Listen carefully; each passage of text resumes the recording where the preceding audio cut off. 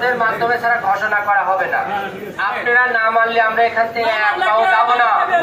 আপনারা যে পত্রিকায় প্রতিজ্ঞাবদ্ধ সেম একই পত্রিকায় প্রতিজ্ঞাবদ্ধ।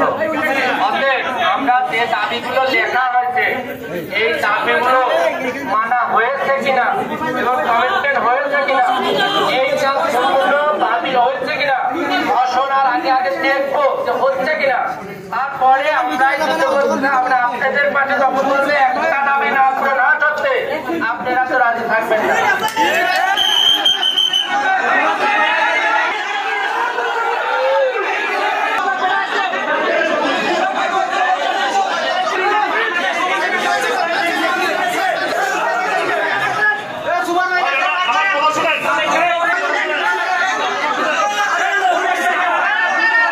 ভেতরে অনেক অসুস্থ অফিসাররা আছে, তাদেরকে একটু বেরোর সুযোগ করে দেন।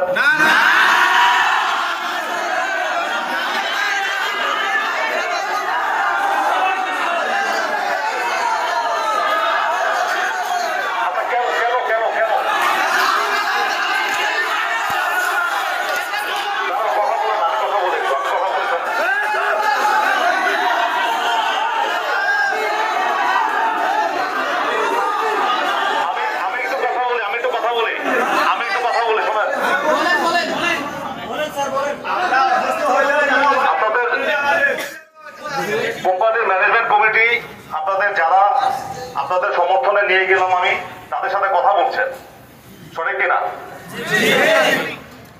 এখন তারা কথা বলছে, বাট বাইরে যারা অন্যান্য অফিসার আছে তারা তো অসুস্থ হয়ে যাচ্ছে।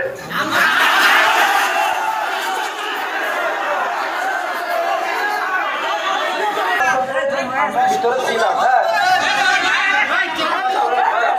কথা শোনেন, আমরা ভিতরে ছিলাম। আমি ভিতরের পরিবেশটা আপনাদেরকে অবগত করতেছি। একটা সুযোগ হলো স্যার নিয়ে আসছে, স্যার হচ্ছে অফিসারদেরকে বের করার জন্য, তারা অসুস্থ আছে সেই জন্য আসছে। কিন্তু আমি আমার কথা বলার সুযোগ কথা শোনেন, আপনারা তো বললেন বের করে দিচ্ছেন না, আমরা বুঝতেছি। কথাটা শোনেন, আচ্ছা কথা বললে তো হবে না ভাই। এখন বিষয়টা হচ্ছে স্যার অফিসারদের বের করার জন্য, কিন্তু এখানে একটা সমস্যা হচ্ছে, ভেতরে সমস্যা হচ্ছে শুধু মিটিং করতেছে ডিএমসি সাথে, শুধু ডিএমসি দুজনের সাথে তারা কথা বলতেছে। আমি বা আমাদের সমাজের যারা কিন্তু সিনিয়র, আমাদের কথা হয়। এখন পরবর্তীতে যদি আমাদের পয়েন্টগুলো আবার কোনো কিছু দাবি দেওয়া মানা না হয় বা কোনো কিছু, এটা এবার কিন্তু আমি না, কারণ আমাদের সাথে কোনো কথাই হয়নি, কথা হয়েছে শুধু ডিএমসির সাথে। এখন আমি একটা জিনিস বুঝলাম না যে আসলে এখানে যারা সমন্বয়ক আছে সবার সাথেই কথা বলার দরকার ছিল, কিন্তু তারা আলাদা আলাদা করে হয়তো বলতেছে। তা এখনো মিটিংটা পুরোপুরি ভাবে হচ্ছে আপনার ক্লিয়ার হয়নি। এই হচ্ছে পরিবেশ। এখন জানি না শেষটা কোথায় দাঁড়াবে।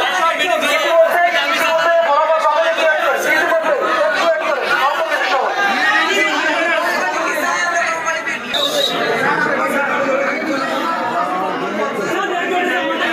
তারা ডিপার্টমেন্ট ওয়াইজ কথা বলছেন, সেই ডিপার্টমেন্ট ওয়াইজ তাদের সাথে কথা বলা হচ্ছে।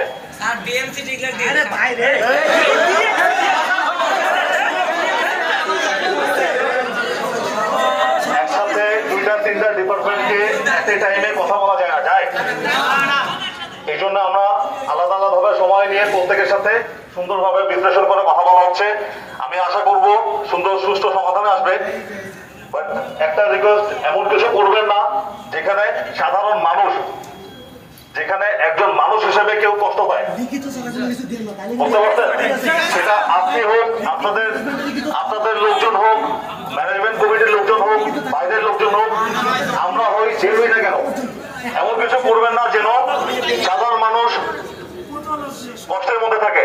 মানে যেভাবে পরিশ্রম করি সেভাবে আমাদের ন্যায্য মূল্য দেওয়া হয় না, আর যার কারণে আমরা মানে এই 18 দফা মানে আন্দোলন শুরু করেছি।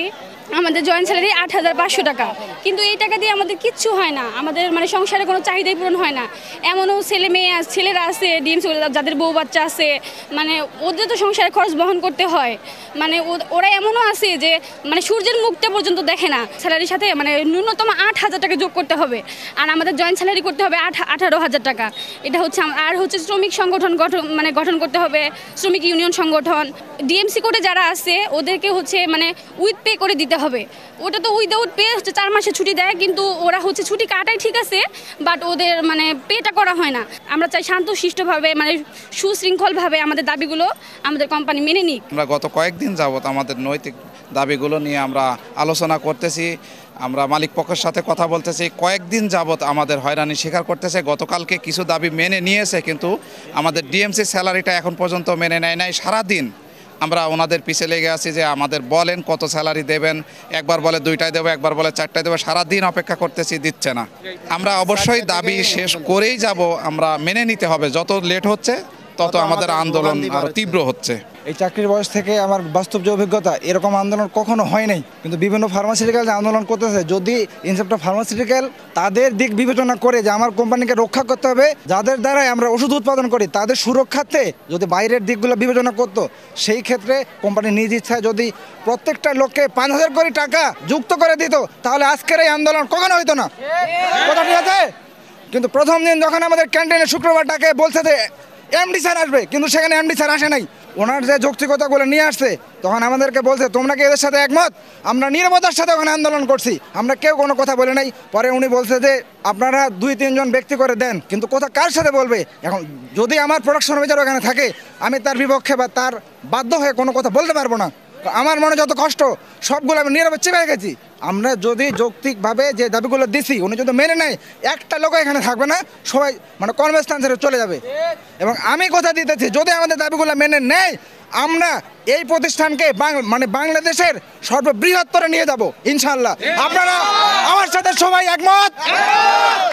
আজ দীর্ঘ 14 বছর ইনসেপ্টার জব করতেছি।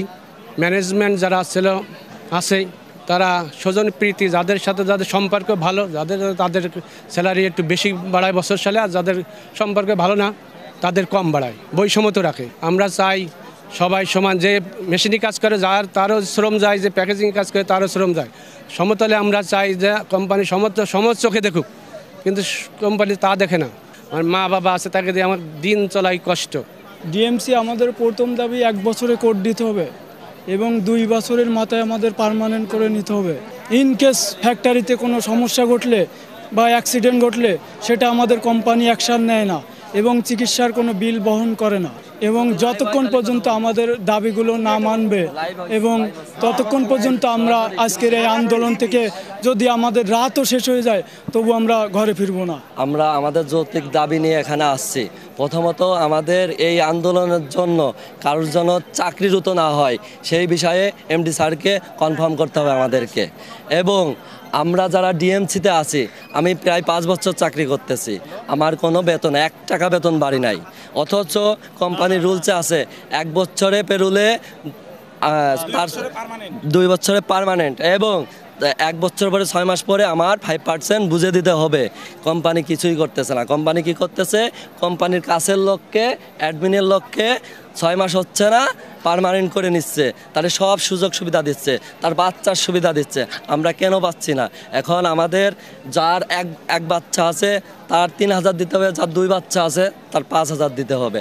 আমাদের যতক্ষণ না এই যৌক্তিক দাবি মেনে নেবে ততক্ষণ আমরা এখান থেকে যাব না।